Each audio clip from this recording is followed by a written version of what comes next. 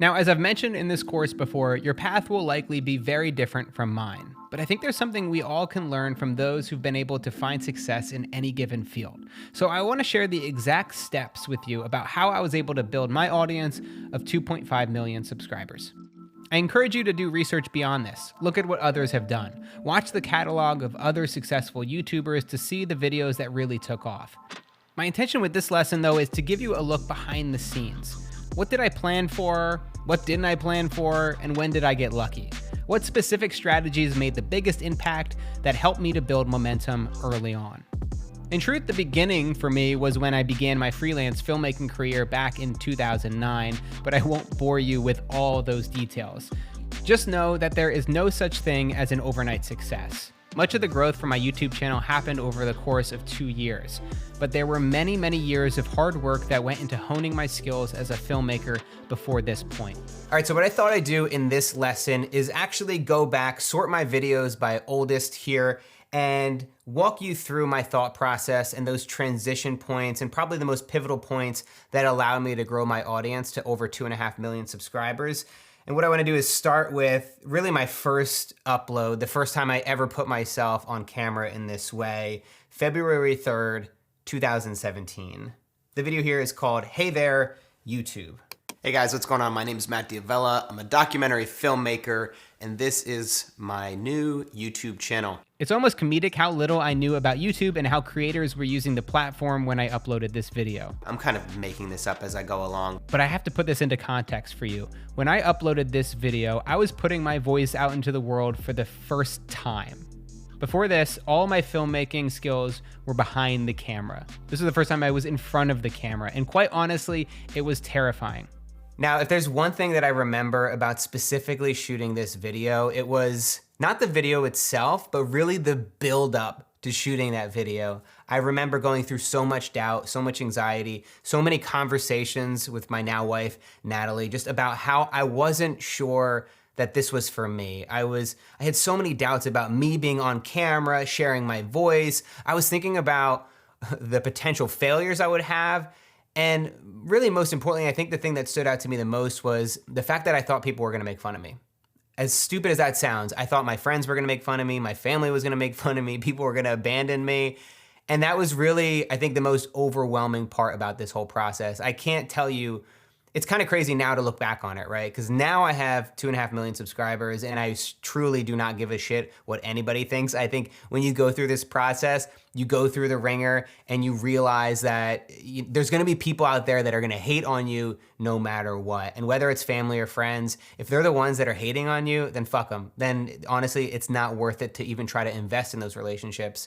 I think that obviously there is a light jabbing and a little bit of fun that we can have, and we shouldn't be taking ourselves too seriously. But if your family, friends, those closest to you don't truly support what you're doing, then I definitely think you should rethink how much time you're investing in those relationships. Some people did jab me a little bit. He seems exhausting to be around. Boring. But for the most part, people didn't give a shit. And I think one of the biggest things that I realized after I uploaded this video was that nobody really cares because nobody's watching. I had maybe, I guess, a couple dozen subscribers based upon a couple other reels and professional work that I'd uploaded before that point, but I really didn't have anybody following me and I didn't have anybody watching my videos. So truly, I didn't have anything to worry about when it came to getting negative feedback. And that's one of the reasons that I want to spend a significant amount of time early in this course talking about the foundation, how to find long-term success on YouTube, to work on the mental games as well as creating a vision for your content. While you might be in a similar position that I was, having some kind of structure will help you get started and save you a ton of time. So on the day that I uploaded this video, I got 8 subscribers. I still had a long road to go. On March 23rd, 2017, I uploaded Making Minimalism Episode 1. Hey guys, my name is Matt D'Avella and I directed Minimalism. So let me give you some context for where I was at this point. My documentary Minimalism had just been released to Netflix in December, and it was only a month and a half later that I launched my YouTube channel. One of the reasons our documentary was able to quickly build momentum was that my co-producers ran a blog called theminimalists.com, and with it, they reached a few 100,000 people. So for one of the first big projects on my YouTube channel, I decided to create a behind-the-scenes series showing how I made the film. I knew that there'd probably be an audience out there for it, and more importantly, I knew that the minimalists would likely share it with their audience. And that's exactly what happened. I made the series. The Minimalist shared episode 1 across all their platforms and pushed back for people to see episode 2 through 6 on my own. And I saw the first bit of traction on my channel to date. In hindsight, the numbers don't seem very big, but this was a huge moment for me. For me personally, I was just blown away by the fact that the film almost never got made. People, in hindsight, it's easy to say, oh yeah, of course that thing was gonna do well, but we had no idea it was gonna do well. I had a track record of starting personal projects and then abandoning them, but this was really something that we pulled it together, we released it, and it blew all of our expectations away. In the month that I launched the series, I was able to gain my first 2,000 subscribers. It was awesome to see that massive jump so quickly, but the reality soon set in as my audience growth stagnated. It would take me another 9 months to get my next 2,000 subscribers. This was my dip. So as I touched on in the last lesson, my strategy during that 9-month period was to create these full-length podcasts, break them down into excerpts, hopefully get guests on the show. And that was really my main point of focus. And so it took me a long time to experiment because I was very sure of myself. I thought I knew the approach that was gonna work for me. And the podcast, it just grew a little bit too slowly to the point where I wasn't seeing that I was going to be able to make a sustainable income through it. And so I started to switch up my approach. So you can see over this period of 9 months, a lot of excerpts. The thumbnails are all pretty consistent, a lot of text. And even now, you know, people aren't going back and really watching a lot of my old videos, and a lot of these aren't getting picked up in the algorithm because they just have never historically performed very well. There was no click-through rate there. So a lot of these views on these videos are still like 1,000 or less. I had this interview. I was super excited about this interview with Asher Roth. He's a hip hop artist, and he's somebody who I had originally connected with when I first started my freelance career back in Philly. And so he actually has this hit song called I Love College that came out when I was in college. You guys probably heard this song before, unless I'm outdating myself and you're a little bit younger. Anyway, it's a great song. I love it. But that was cool. It's crazy to me just to see all of these interviews. Like, these were the building blocks of the channel. Like, oh my God, like every interview I had, I'm so type A and I get so nervous for any interview. As confident as I can get doing like 100+ podcast interviews, I still get nervous for every interview that I do. It's like I kind of try to think of it as an anxious energy, like an excitement, because that excitement means that you're doing something, you're testing yourself and you're building your skills. And it's just like, this is the hard work. There's very little views on a lot of these. They didn't have any traction early on, but every single one of these videos, I put everything I had into it. And so this is what happens. You just got to put in that work when nobody's watching, keep going, keep pushing, because you never know when that breakthrough is going to happen. Dan Harris, that was a really big interview. I got the Dan Harris interview because my friend Josh from The Minimalist, he didn't have a studio yet in Philly, so he was gonna do an interview with Dan Harris, and he said, oh, you should actually do my friend Matt's podcast as well. He's great, you'll love him. I actually did meet Dan when we did the interview for Minimalism, but that was a long time ago, and I'm not sure if he remembered me at that point, but a lot of excited moments built in here. All right, and here we can see, this is the moment where everything changed for me, a video called My Minimalist Apartment. It was uploaded on February 2nd, 2018. So this was really one of my first attempts early on. Besides that first maybe couple weeks or the first month when I uploaded some vlog style content, this was the first time I said, hey, let me lean into high-end cinematography. Let me do basically what I would do for a client, for a freelance project. Let me just do that for myself. Now, filming yourself on camera is very difficult. I'll probably have to do a course on it because it is one of I think the steepest learning curves that I had to adapt as a freelance filmmaker, but it was vital to me actually building this channel and actually becoming successful as a YouTuber. But this video, I decided to go all in. I think before this time, I was apprehensive to really invest the kind of time and energy into my YouTube videos because they weren't getting any views. And that's like a bit of a paradox to be stuck in, where you're not gonna see any return. You're not gonna see people coming up and watching your videos if you don't put any effort into them. But it's tough because when you initially start to make videos, you could put 100 hours, 1,000 hours into one video and it's gonna get 12 views. So just because you have put a lot of time into a video doesn't mean it's gonna be successful, but you have to just continue to do that. Find the right balance. Don't actually put in 1,000 hours into a video. That's idiotic, unless you're making like a feature-length documentary or a big film. But for these YouTube videos, if you have to put 20 to 40 hours into a video, you're getting so much more out of that than just the 12 views or 14 views that that video gets. You're building up a portfolio of people who might be interested in collaborating with you in the future. You're also honing your skills and you're getting better as a filmmaker. So never see this as wasted time. And I think that's a lesson that I wish I knew early on, was just to invest in these kind of videos and the time I spent on videos from a very early stage. So this video got 20,000 views in a week, and within, oh my God, this is crazy. So this video got 20,000 views in a week, which blew my mind, which was really, besides Making Minimalism, I mean, I think Making Minimalism, my first or second episode, maybe got 20 to 40,000, 30 maybe, but this took off in a crazy way. In a month, I had 220,000 views on this video, and I gained 8,000 subscribers in 1 month.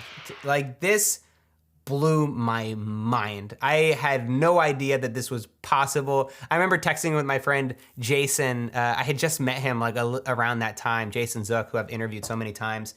And he was just saying how like he had never seen anything like that, how my channel just exploded in the course of like a month or two. And so to get 8,000 subscribers in a month after the 9 months before that, I only got 2, was amazing, because now I was starting to get this feedback that I can iterate on and move forward and adapt and just move this whole thing forward.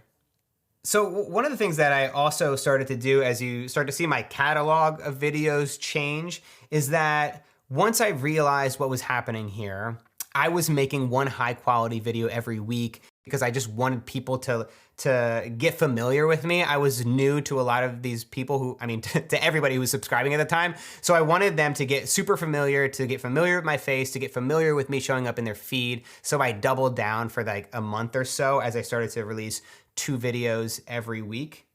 I realized that I was setting an expectation with the viewer. The viewer was gonna show up. Every video that they saw of mine, I wanted it to be the absolute highest quality it could be. And so that meant that I didn't want to upload excerpts anymore, because excerpts were throwaways. That's why a lot of people actually create podcast excerpt channels, is because that content, it isn't proven to always hit every time. You're not investing a lot of time and energy into it. And apart from a few people like Joe Rogan, it's very unlikely that you're gonna be able to upload a bunch of podcast excerpts and build a successful channel from that. So what I decided to do was, I wanted every single video that I uploaded to be a knockout. Every single video, I wanted to put the time and energy into it, so then I was managing the expectations and I was setting the bar really high. So everybody that subscribed to my channel knew that every video I uploaded would be, I would put as much energy and I would tell the tightest, most compelling story I possibly could. And I think the results really started to pay off here. So this is when I started to push even further away from minimalism and touching self-development broadly as a topic. So during this time, I'm experimenting a lot. I'm making a bunch of different kinds of videos. The Rock tweeted at me. That's a video that I made about The Rock tweeting at me. That was, dude, oh my God. Talk about celebrating the wins, baby. That was amazing. Ugh, you just can't put into words what those kind of things mean. So I'm still doing my podcast, and at this point now I'm doing a full podcast episode on my channel, and then I'm going to my short edited 8 to 10 minute videos. Actually, some of these are pretty short. Some of these are like 5 minutes long, 6 minutes, 6 minutes, 7 minutes, 4 minutes. I think I had difficulty creating lengthy videos at this time. Like, that's something that has been difficult. I mean, I started to see comments early on being like, oh man, I wish this video was longer, like videos that were 3 minutes long. They just weren't giving people enough. And so I knew, and like I think kind of had an intuition that I had to increase that watch time. I needed people sticking around and watching the videos for even longer. Partly based on the algorithm, partly just trying to create great content and create a great experience for a viewer. If you're, creating a really short 2-minute video, it's probably not gonna be as satisfying for the viewer, especially the viewers on YouTube. And so I had to start to adapt my storytelling. This is when I started to write a lot more and plan out my videos a lot more. And that was really, I think, the only way that I was able to start to push the length of my content, because I can only riff for so long. But when I plan that content out, I can make an 8 to 10 minute video every single week. But it definitely took, for me, at least, a whole lot of planning. This is when I got engaged, a video called I Lied to You. This is by far, I think, one of my favorite videos that I've ever uploaded on the channel. It's sentimental. I remember when I was editing this video, I was just bawling my eyes out. And so I wasn't sure, I didn't know like how I was gonna release this video. I wasn't sure if I should even make this video because it was deeply personal, but it just meant so much to me, and working on it. Once I kind of got through the edit and I figured out how to tell this story, I'm so glad that I did put it out there. Definitely one of my favorite videos for sure. So the month that I hit Creator on the Rise was kind of crazy. Man, I'm getting like kind of emotional even like talking about this, just because it was such a life-changing moment. When I hit Creator on the Rise, I ended up getting, I think, 50,000 subscribers in a month. And it was just really cool to be acknowledged, Like, YouTube's a company, but there's people there that keep an eye on these things, and they're not just gonna let any channel go to their Creator on the Rise, their trending page. And so the fact that I had that kind of, that hat tip, that appreciation, like from YouTube and being on the trending page was huge for me. Like, it felt like I was actually doing something. And like putting it into context, this is a year plus, a year and a half of just grinding it out and really not seeing a whole lot of progress. And all of a sudden, all this is happening right away. And it felt really rewarding. And I just remember being incredibly grateful for being able to have that experience, to have that growth so quickly. And then also there's this little like voice in the back of your head that's like, this might fall apart. This might fall apart at any time. And you need to make sure that you can commit to this and you can keep this going. Because we see this happen so many times where people build up an audience and then the views or the audience starts to leave or dissipate. And I think that really happens for two different reasons. I think one, they haven't committed to the long game yet, and maybe they just got lucky. They were an early adopter. They went viral on a video or two, and they weren't able to follow up with it because they got lucky and didn't know why they got lucky. They just happened to hit the jackpot. And then I think the other reason is people's creativity can sometimes plateau. So when you don't continue to innovate and change and adapt as you move forward, then the audience knows that and they can see that, and your audience isn't going to grow, and they're not likely going to stick around because they're just going to be hearing the same thing from you over and over again. So being able to adapt, approach new topics, approach the same topics in a different, highly creative way was paramount for me from this point forward. And I knew that. I knew that I had to continue to step my game up in every single video, try to do better, try to iterate, try to figure out a way to move this thing forward in a different way, but also in a better way. While I covered the same topics like minimalism multiple times, I always tried to reinvent my approach and create something original. That's really what creativity is. It's looking at the same idea, the same subject through a different lens, putting your own creative spin on something. That's what people show up for on YouTube. And it was through that process that I came up with the idea for A Day in the Life of a Minimalist. This is a day in the life of a minimalist. My life is about efficiency, optimization, multifunctionality. Sure, I had talked about minimalism before, but now I was approaching it in a completely different way. I was leading with a comedic parody approach. Interesting enough, it was the parody inside of this video that allowed me to create a thumbnail that was a little bit more extreme than my actual life. Of course, I have a lot of stuff in my apartment, maybe not tons of stuff, but it's not completely empty like in the thumbnail. I felt totally comfortable adding that thumbnail because I have a little bit of a hoodwink. It's a joke in the beginning. The first minute is me making fun of the stereotype of a minimalist. And so I felt like to hook them in, it felt appropriate to use that parody as the thumbnail. I didn't think it was going to be, I mean, you could never really expect what you're gonna get when you make a video that performs as well as this and goes as viral as this video did. But I remember just during the middle of the process being like, I hope this video connects. Like, I hope people like this and appreciate the effort I put into this, because I literally was moving furniture around my apartment. I moved all the furniture out of my bedroom and then I moved it back in. I moved all the furniture out of my kitchen and all the appliances and then put it back. And then same thing for my dining room. This took all day, a pain in my freaking ass. This video, it now has 15 million views. Never could have expected, never could have imagined that it would have done as well as it did. And that's really a period of rapid growth. I think in a month, I ended up having like 300,000 subscribers. So it was like really big videos like this where I had maybe a couple. I mean, I think that's the only video I have that's like over 6 million views, period. So that was huge just to get exposure. But then, you know, like I've said so many times already in this course, you have to continually deliver. You have to follow up beyond that. So I don't see this as totally getting lucky. Yeah, like there's an element of luck there, but it was just that hard work, that persistence, that follow through, and then the experimentation. That's when I was able to find like this right little niche where that happened to take off and do well. My 30-day challenge videos led to the next surge of my audience growth, which helped me to go from hundreds of thousands to millions of subscribers. I noticed early on that these kinds of videos were doing well, and I loved experimenting with new things, so it was the perfect match. Almost every video in this series has garnered over 1 million views. As a filmmaker, these videos are really satisfying to create. Each has a baked-in beginning, middle, and end. And even though they were all largely filmed in the same backdrop of my apartment, there was still a journey, something to learn and report back on. And so the one thing that I would leave you with is understanding that sometimes slow growth feels like no growth.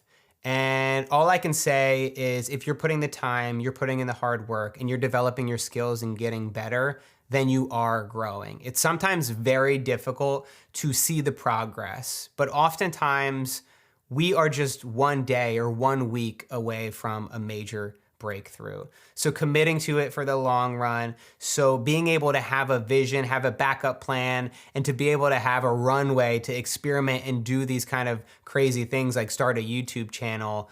You have to know that it is fully possible. You are fully capable of making it happen. You just have to put in the work, learn, and continue to build upon your past successes and learn from your failures.